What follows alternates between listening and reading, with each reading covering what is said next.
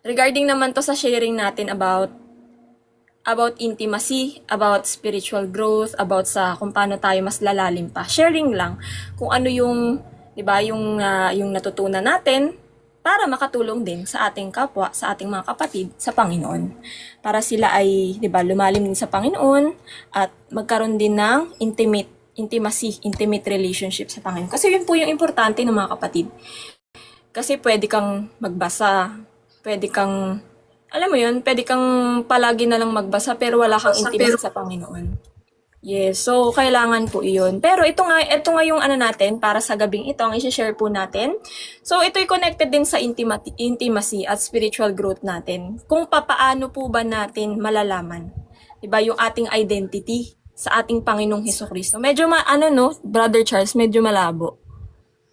Sige, i-ano ko na lang yan, clarify ko na lang yan, medyo malabo lang yung slide. Pero, yun kasi yun, para tayo mas lumalim pa sa Panginoon, hindi lang to basta lamang na tayo'y follower, yes, tayo'y disciple. Pero, ano pa ba? Ano pa ba yung identity natin na nasa Panginoong Jesucristo? Ano pa ba yung role natin? Ano ba yung relasyon natin sa Kanya? Ano ba yung purpose natin? Ano ba yung value natin? So lahat ng yun, talagang nakapaloob sa identity natin sa Panginoong Jesucristo. Kasi dati, nung dating buhay natin, yung old life po natin, ang identity natin ay nasa temporary na bagay lamang. Nandito lamang sa standard ng mundo. Nasa validation lang man ng mga tao. Yun lang identity mo eh. Yung kung ano yung tingin sa'yo ng mundo. Yun ang identity mo.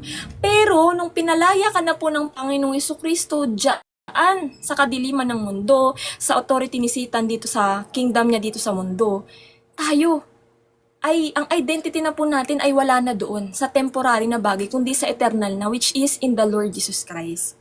So, praise God po, no? Ayan yung mga na-list ko lang na alam ko, pero pwede rin kayong magbigay sa mga nababasa nyo din sa Bible regarding identity. Pero ayan yung mga mostly na nakita ko sa aking pagbabasa. So, yung nasa niyan, yung nasa taas, diba sabi dyan, eto, bago ang lahat, i-share ko po muna sa inyo yung Galatians chapter 2, verse 20. Sabi dun, diba, I have been crucified with Christ. It is no longer I who live, but Christ who lives in me.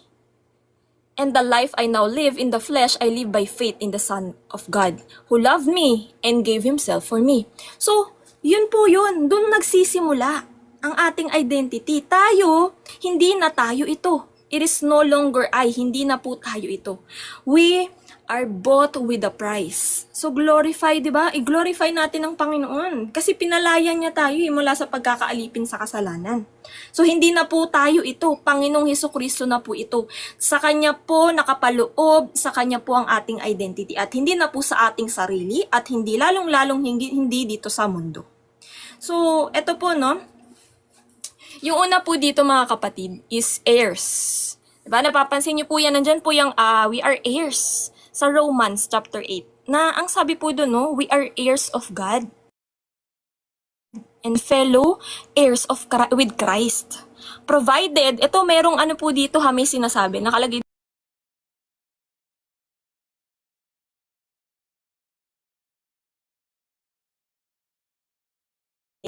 yung pagiging heir mo o tagapag ng kanyang kingdom, kasama dun yung suffering. Nakikipag-share ka sa suffering. Sabi, diba, provided you suffer with Him. So, ito po yun. Dito papasok yun, na heto pala yun. Kaya pala tayo nagsasuffer ngayon kasi we are heirs. We share in, the suffering of Christ. So, kaya po tayo nagsasuffer ngayon ay para po sa, alam niyo po yun, para po sa pakikibahagi po natin sa kanyang kingdom. At para po sa kanyang promise, diba sabi niya, endure until the end. So yan po yan, mga kapatid. Hindi lang tayo nakikibahagi sa kanyang kingdom, kundi nakikibahagi din tayo sa sufferings. So amen. So pangalawa po, no, ayan, medyo nagano lang, Brother Charles, pero yung nakalagay dyan sa pangalawa, dito sa bandang side, sa baba din po nun, katulad din po yun ng child of God. So, nakikita po natin yan, nababasa po natin yan, natatapik natin yan sa 1 John chapter 3. At nandyan din po sa Romans 8 na nabanggit natin, kasama ng heirs of kingdom, na tayo pala ngayon, children of God, sons and daughters of God, mga kapatid. So, hindi lang, alam mo yun, pagka nalaman mo na kasi yung identity mo sa Kanya, doon na papasok yung lahat eh. Na bilang anak, magiging obedient ka sa magulang mo. So, doon papasok. Doon po papasok lahat. So, sabi po doon no, sa 1 John chapter 3, yung mga children of God ay yung nagpa-practice ng righteousness. Di ba? So, yung mga, meron nga din pong children of devil. So, doon sa children of devil naman, nagpa-practice ng sinning, namumuhay pa rin sa kasalanan. Pero, yung mga namumuhay na po sa katuwiran, sa tama, di ba, sa kabanalan, mga kapatid, yan po yung child of God. Hindi sa atin yung righteousness kasi meron din po ditong meron din po kayo dyang makikita po about righteousness, mga kapatid, mamaya madadaanan po natin yan. So, pagka nalaman mo na ngayon, magiging papasok yung tawag dito, yung intimacy mo, yung paglago mo, pag nalalaman mo ngayon yung identity mo sa Panginoon. Na hindi ka lang basta-basta tagasunod. Ika'y anak. Anak ka. So, bilang anak, natural dapat ang pagsunod sa anak, natural dapat ang pagdepend sa ama, diba, sa magulang, bilang anak. So, doon po tayo mas lalalim pag nalaman po natin iyan, mga identity natin sa ating Panginoong Hesukristo. So, dito po, His temple. Ayan, nataano na natin yan, Brother Charles. Yung sunod naman, His temple. Ayan, nandiyan sa bandang kanan. Ayan. His temple, mga kapatid. Alam naman po natin yun, no? Konting lang to, hindi tuturo. Sharing lang. I-share ko lang sa inyo, mga kapatid, para mas lumalim pa tayo sa Panginoon sa pananampalataya, para malaman po natin yung lahat ng identity natin sa ating Panginoong Hesukristo. Hindi na yon sa sarili natin. Hindi na yon sa mundo. Hindi na, alam mo yon, kasi ikay naglilingkod sa Kanya, alam mo dapat yung role mo, 'di ba? Alam mo dapat yung identity mo. So sabi po dito, His temple, nasa 1 Corinthians chapter 3 and 1 Corinthians chapter 6 yan. 'Di ba, natatapik natin yan na we are the temple. Tayo yung templo, tayo yung simbahan. Tayo yung kanyang kaharian nasa atin. So, siya po ito 'di ba? Sabi kanina sa Galatians, it is no longer I. Hindi na po tayo ito who live, but Christ within us. So, Diyos na ang nasa atin. Diyos na banal. So, dapat yung templo niya, yung dwelling place niya ngayon, ay dapat namumuhay din sa kabanalan. So, dun papasok ngayon. Since alam mo na ikay templo, dun papasok ngayon na poprotektahan mo ngayon yung katawan mo. Diba? Na ang sabi nga po sa kanyang salita, ang katawan ay hindi para sa mga makamundong bagay, mga masasamang pagnanasa sa laman, kundi sa paglilingkod sa kanya. So, yun po yun, mga kapatid. So, sabi po dito, sunod po, Brother Charles, His righteousness. Yan po yan, nandyan po yan sa 2 Corinthians chapter 5. Na ang sabi po doon, tayo po ay nalinis na ng Panginoon, di ba, pinatawad niya po tayo sa ating mga kasalanan kasi nag-repent po tayo, tinanggap po natin siya ng buong puso. So, nung tinanggap po natin siya, nilinis tayo ng kanyang banal na dugo. So, nung nilinis na po tayo'y dinamitan. Damit espiritual, yun yung righteousness niya. So, ang sabi dun sa 2 Corinthians chapter 5, yung ating Panginoong Hesukristo, sinless, walang kasalanan, but He became sin for us. For us to become righteousness of God. Para maging righteous tayo sa Kanya. Diba? Yun ang ginawa ng Panginoon. Kasi we fall short of glory nga po, lahat tayo sinners. Pero dahil sa ating Panginoong Hesukristo, dahil sa kanyang banal na dugo na sinless, na nagbayad sa ating mga kasalanan, we are being justified. Diba? Through faith. Yung faith natin sa Kanya na naka-abide tayo sa Kanyang salita. Lagi niyong tatandaan, pagka sinabi po na faith comes by hearing and hearing the word of God. Pagka sinabi pong Panginoong Hesukristo, lagi po yang salita. Siya po ang buong salita. So, ibig sabihin, pag kayo may pananampalataya sa Panginoong Hesukristo, kayo may pananampalataya sa Kanyang salita. Kasi yan po yung nakakalimutan ng mga tao.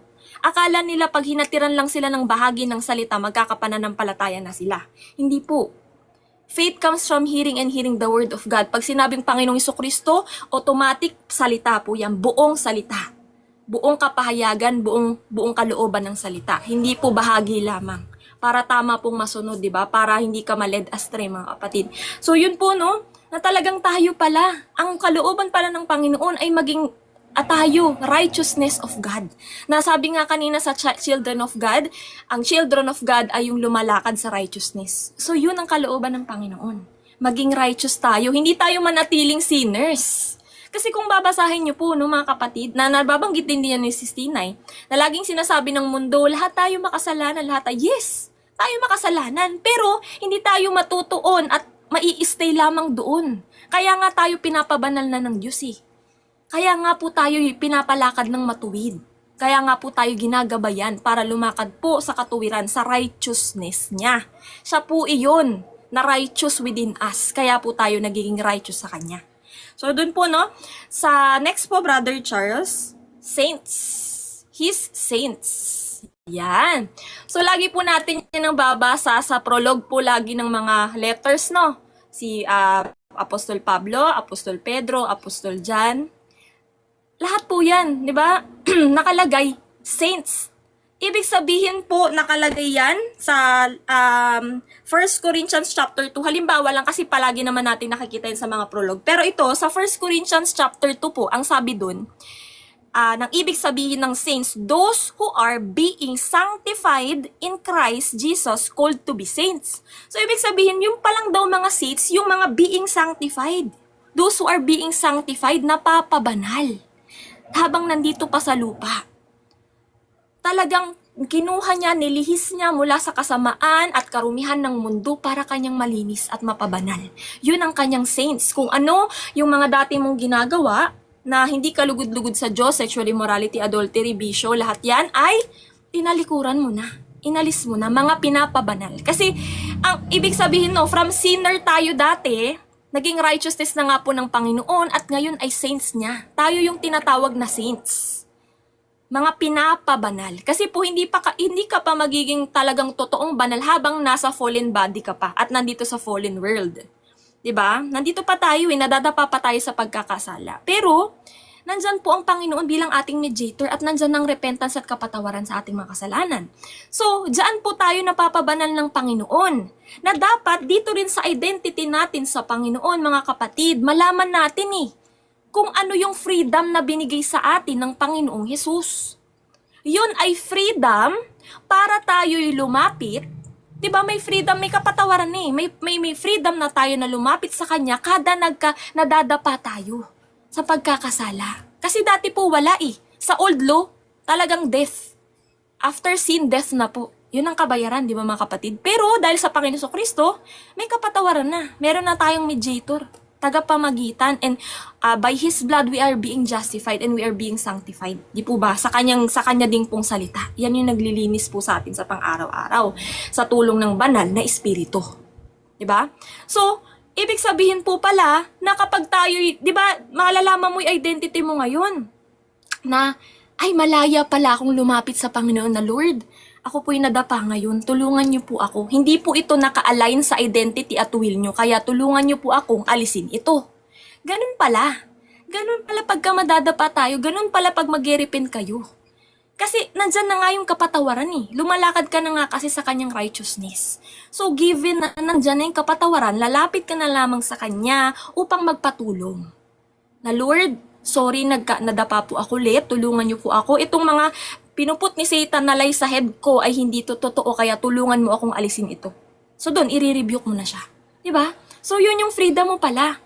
Kayang, di ba, freedom mo ay lumapit sa Kanya, humingi ng tawad, magpatulong, magpalinis, at magsumbong. Magsumbong sa mga lahat ng mga nararanasan natin, na hirap, ganyan. Ayan nandyan ang freedom natin sa tama, sa righteousness pa rin, at hindi freedom doon sa kung saan tayo diniliver ng, kung saan tayo kinuha ng Panginoon. Dito sa mundo, hindi na freedom sa pagkakasala, kundi freedom sa righteousness ng Panginoon pa rin. So yan po yung saints. So, sunod po, Brother Charles, ambassadors. We are ambassadors, mga kapatid.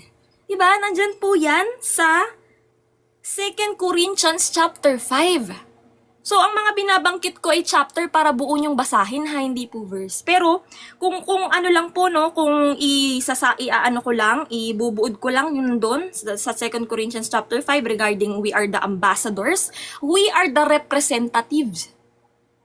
Diba? The kingdom of heaven is invading the earth. Yan nga po yung bitbit ng Panginoon, Kingdom of God. That is in the holiness of our hearts, in the word of Christ. Kasi yan yung nagpapabanal. Diba nga po, kasi ang heart is deceitful. So paano yan magiging kingdom ng Panginoon? Deceitful nga yan. Through the word. So linilinis yan ng Panginoon yung puso mo hanggang ma-align yan sa will niya ngayon. At lumalakad ka na, diba nag-align na. Yung nag-align na yung buhay mo, nag-align na sa kanyang will, yun nasusunod mo. So, we are ambassadors. Kung ano po ngayon, kung ano po yung tawag dito, bunga, yung anong identity, kung anong pamumuhay, kung anong pag-iisip, kingdom mentality, lahat po yan Representative ka ng Panginoon, nire-represent mo siya. So, ito po yung tawag dito, ang ginagawa po kasi ng mga makamundo na ginagamit lang yung pangalan ng Panginoon, na sila ay may pananampalataya daw, diba? Imbis na i-represent nila ang Panginoon na dapat sila ang titingnan ng mga wala pa sa pananampalataya para sila'y manampalataya. Pero the moment na nakita yung pamumuhay nila ay wala pa ring mabuting bunga, wala pa ring pagbabago, still makalaman at makamundo pa rin. So paano ka magiging ambassador? Imagine ambassador sa isang country pa lang mga kapatid. Ma-share ko lang, ang ambassador ng isang country, yan ay highest ranking official ng isang bansa para ipadala sa iba't ibang bansa. Siya yung nagre-represent ng kanyang bansa. Siya yung nagre-represent nung tawag dito. Nung president, 'di ba? Nung king. So tayo nagre-represent sa Panginoong Jesucristo. At bilang ambassadors ng isang country, di ba, ang sabi nga po, mamaya matatapik natin yan as kingdom citizen, di ba, ang citizen natin na hindi dito sa lupa, kundi sa heaven. So, mga kapatid, nire-represent natin yung pag-uugali, yung pananalita, yung pamumuhay, lahat yan ng Panginoong Jesucristo, lahat yan. Nire-represent natin para pag nakita po tayo ng mga tao, lalo na yung mga wala pa sa Panginoon, ay maniniwala sila sa ating mga sasabihin bilang ambassadors. Yan po yung role ng ambassador Sila po yung nakikipag-usap. Sila po yung nakikipag-deal sa mga tao, di ba? Talagang pinipresenta nila yung yung country nila. So yun po din tayo, yun yung gagawin natin. Na sa pang-araw-araw, nire-representa natin ng Panginoon, nakikita nila, 'di ba, dito sa online, sa pang-araw-araw kung gaano tayo kasigasip sa Panginoon, kung 'di ba sa ating pananalita. Lahat po nakikita ay ang Panginoong Jesucristo lamang. Hindi na po yung pagiging makamundo at makalaman. Na po yan, namatay na po yan. 'Di ba? Nilibing nyo na po yan yung old na kayo. New creation na po ito. So, sunod, Brother Charles. Ayan, ito yung next, new creation. Saktong-sakto mga kapatid. Diba? New creation. We are new creation daw mga kapatid. Na ang sabi nga po sa 2 Corinthians chapter 5 din po na katulad dun sa ambassadors, nandun din siya sa same chapter. 2 Corinthians chapter 5 na ang sabi dun the old has passed away. The new has come. So, yung dating kayo nga po na sabi natin kanina ay namatay na kasama sa krus ng Kalbaryo, sa crucifixion ng Panginoon. Yan ay namatay na, hindi ka na yan. So, yung nag-resurrect ang Panginoon, muli siyang nabuhay, ay tayo din ay muling nabuhay. This life is a resurrected life of Christ na po. Hindi na sa atin to. So, dito ko na-realize mga kapatid, na-share ko din to kanina sa Bible study na yung death po ay nagpo-produce ng glory, kaya po namatay ang Panginoon. Para po ma-produce yung glory. Para tayo na nananampalataya sa Kanya at tapat sa Kanya, ay muli din pong mabubuhay. Diba tayo po ay muling nabuhay ngayon, hindi na sa laman, kundi sa Espiritu. Di po ba? Para tayong seed. Di ba po yung seed, yung binhi, pagka linibing mo sa lupa, so di ba parang namatay, linibing sa lupa yung seed, tapos magbubunga, uusbong. So yun yung new creation na. Hindi na siya seed, naging puno na. Umusbong na siya. So doon po nagsisimula. Doon pala nagsisimula yung identity natin. As new creation, hindi na yung dating tayo. Amen. So, sabi po dito, ay, sorry, sis Nika, sa akin yun. Yung umuugong. Sorry.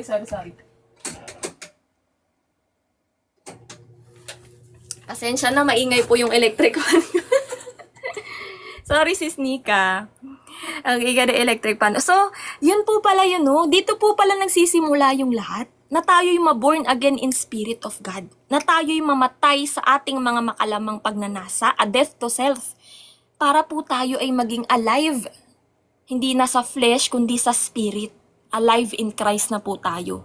It is no longer we who live but Christ within us. Siya na po ito mga kapatid. So bilang new creation, di ba, yan na yung identity mo. Lagi mo isip, ay new creation na ako. Lahat ng mga mapinupot ni Satan ay hindi yan naaayon sa'yo. Kasi pagka po naalaman mo nga yung identity mo as new creation, lahat na nung mga pinapasok sa'yo ni Satan ay magiging foreign na sa'yo. Magiging illegal na. Kaya nga ang sabi ng Panginoon, held captive every thought. Kasi magiging, magiging illegal na yan sa'yo. Foreign na yan sa'yo kasi new creation ka na eh. So kailangan mo siyang hulihin. Yung thought na yun na binigay ni Satan, hulihin and make it obedient to the Lord. Halimbawa sinabi niya na mahina ka. New creation ka na eh. Hindi na ikaw to, Panginoong Jesucristo na to. So, i-held captive mo yun at sasabihin mo dyan sa kaaway na the grace of God is sufficient to my weakness. Kahit anong sabihin mo, I am a new creation. Diba? Pag alam na alam mo yung mga identity mo sa Panginoon, hindi ka maluloko ng kaaway. Diba mga kapatid? So, proceed tayo, Brother Charles. Salt and light. Ayan. So, we are the salt and light na po pala, no, mga kapatid. Nandyan po yan sa Matthew 5. At nandyan din po yan sa Luke. Diba? Brother Daniel, nadaanan natin yan. Luke 14, mga kapatid. So, as salt and light, mga kapatid, diba nga tayo po yung flavor, tayo yung alat ng mundong ito na puro matatamis ang turo. As disciple, kasi sa Luke po, ang context po kasi nun sa Luke, discipleship. So, kung i-ano nyo po yun sa context, yung salt doon na tinatawag ay as disciple, as followers of God, ikaw ay magiging alat. Yun ang purpose mo. Na ang sabi doon, kung hindi ka magiging alat, kung hindi ka magiging iba, kung magiging kaisa ka lamang ng mundong ito na matatamis ang turo, puro nakakaplis lamang sa laman, diba? Ay, diba ang sabi doon, ay itatapon. Good as parang tapon na yung salt. Hindi mo na mapapanumbalik yung alat kasi naging kaisa ka na nga ng mundo na matatamis ang turong pinaniniwalaan at hinahatid. Na prosperity, love and grace lang, wala namang pagtatama, pag-rebuke, judgment, walang preaching ng holiness. Diba? Yun yung sinasabi doon na hindi na mare-restore yung alat mo, hindi na mare-restore yung purpose mo. Kasi ang purpose mo nga, maging salt, alat. Maging ikaw yung flavor, iba ka. You are built to be different. You are built to be set apart. Hindi ka kaisa ng mundo. Diba? So, as salt, yun po yung sa salt, mga kapatid, na katulad nga din po nung nabanggit ko din kay Brother R, na napanggit ko din dati nung sa nung na-topic natin yan, na halintulad po natin yung salt, yung kung paano po napoproduce yung salt. Di ba po, sea salt and rock salt, yan po yan lahat, kapag po talagang kinuha ka dun sa tubig di ba po yung sea represents the world. So, kinuha ka dito, sinala ka ng Panginoon. Diba? Ang sea salt po kasi para yan makuha ay ilalatag po yung tubig. Para po yung umangat po yung mga sodium chloride, diba? So parang ikay talagang isinala.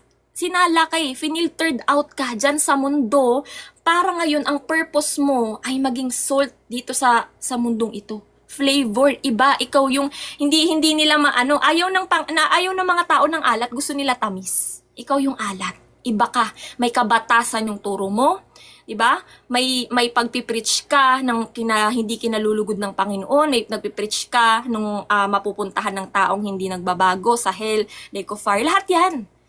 So, as light naman, ikaw ay tagapagtaguyod ng katotohanan. Kasi nga po ang mundong ito ay kasinungalingan. Outside of the Lord Jesus Christ, it is all lies. So, as light po, ikaw yung tagapagpreserba, assault din, preserver of truth, mga kapatid.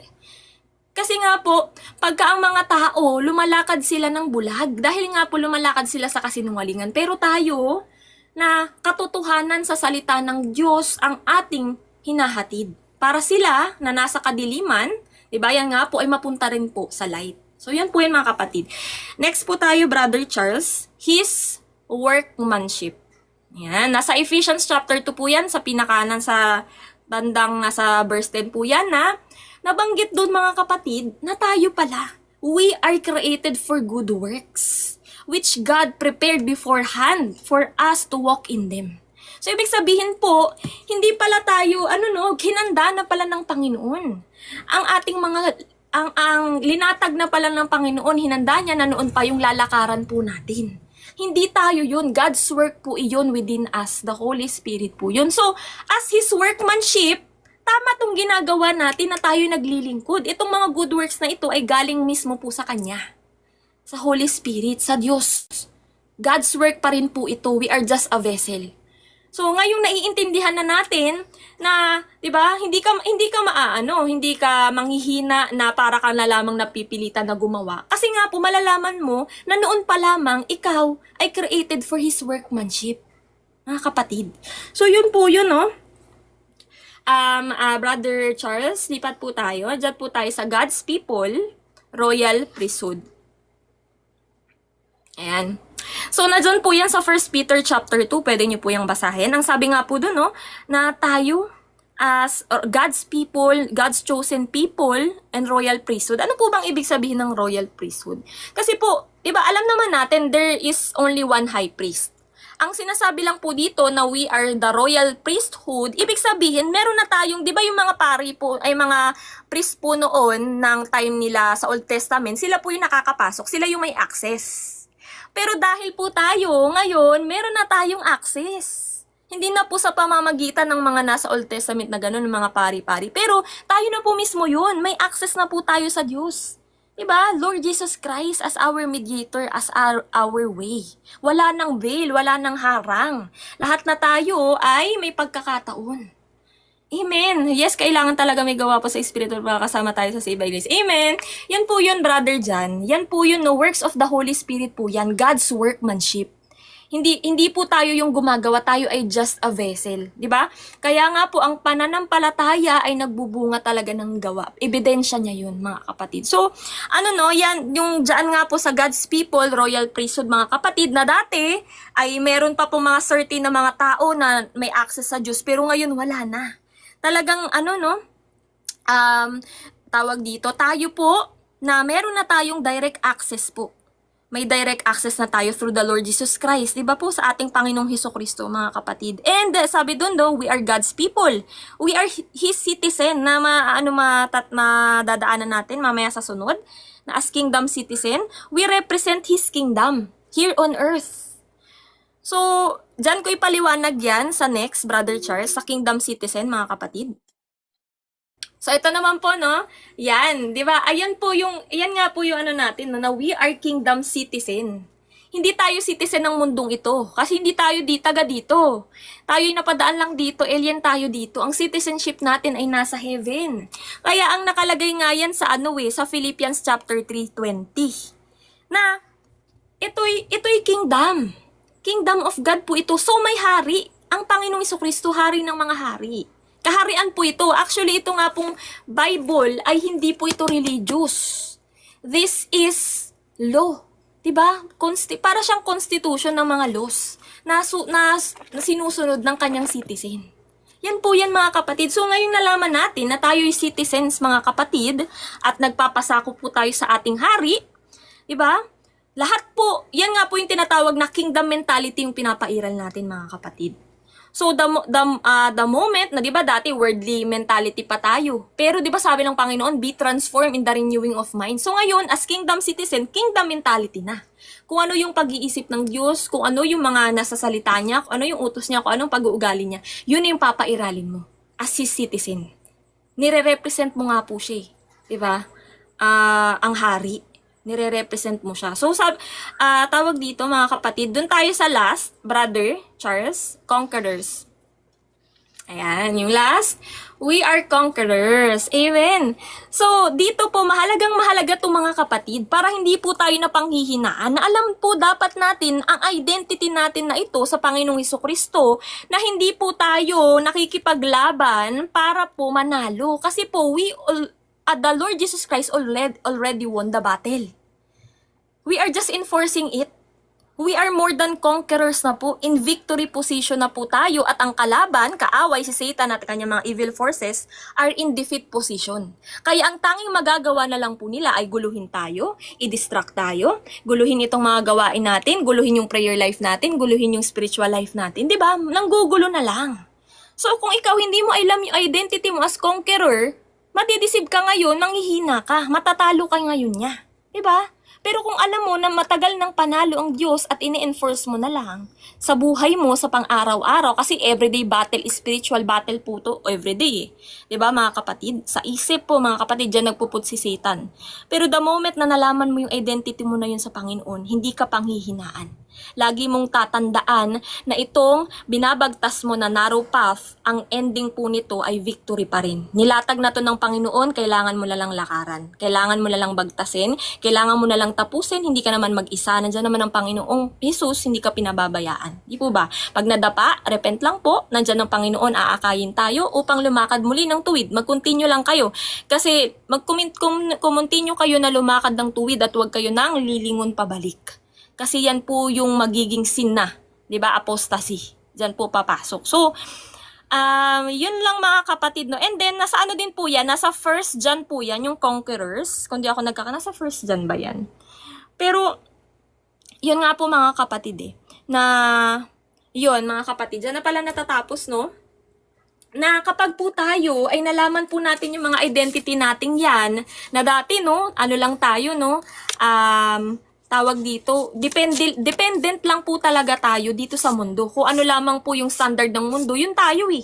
'Di ba? Kung ano yung beauty standard ng mundo, 'di ba? Sasagmit ka, magiging ganun ka din. Kung ano yung mga nasa kaibigan mo, ganun ka din, 'di ba? Parang may pattern ka lamang dito sa mundo, pero dito sa kaharian ng Panginoon, sa awtoridad ng Panginoon, ikaw, yung identity mo ay hindi na ikaw. Siya na. Our King, our Lord God Jesus Christ.